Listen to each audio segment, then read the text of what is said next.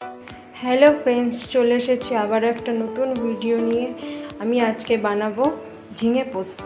ঝিঙে পোস্তর জন্য ঝিঙেটাকে আমি কেটে নিয়েছি, সঙ্গে নিয়েছি আলু আর নিয়েছি কাজু বাদাম, পোস্ত আর কাঁচা লঙ্কা, আর নিয়েছি ফোড়নের জন্য কালো জিরে, শুকনো লঙ্কা, তেজপাতা।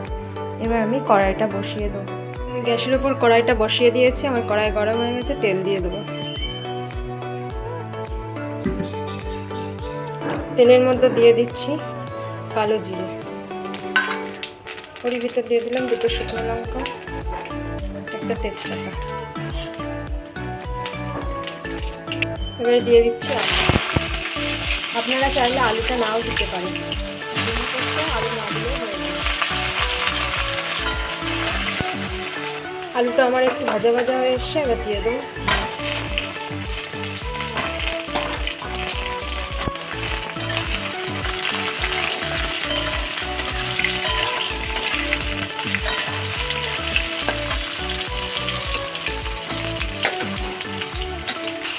দিয়ে দিলাম লবণ, দিয়ে দিলাম হলুদ,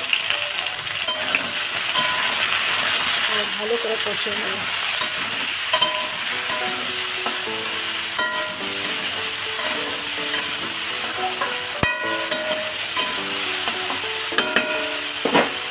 এবার কিছুক্ষণের জন্য ঢেকে দেবো।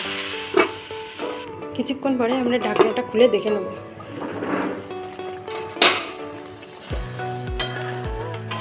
এখন বন্ধুরা, ঝিঙে থেকে জল বেরিয়ে গেছে, ঝিঙেটা একদম সিদ্ধ হয়ে গেছে। এবার দিয়ে দিলাম 2-1 দানা মিষ্টি, ওর মধ্যে দিয়ে দিচ্ছি দুটো চেরা কাঁচা লঙ্কা। এবার দিয়ে দিচ্ছি পোস্ত আর কাঁচা লঙ্কা আর কাজুর পেস্টটা।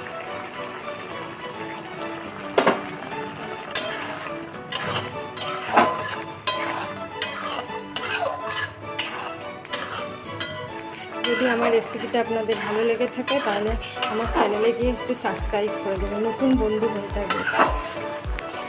এখন আমার একদম ঝিঙে পোস্ত রেডি হয়ে গিয়েছে, কড়াটা রেডি হয়ে গেছে আমার ঝিঙে পোস্ত। যদি আমার রেসিপিটা আপনাদের ভালো লেগে থাকে তাহলে অবশ্যই লাইক, শেয়ার আর কমেন্টস করবেন, আর অবশ্যই পরিবারের সবাইকে রান্না করে খাইয়ে দেখবেন কেমন লাগে। ধন্যবাদ।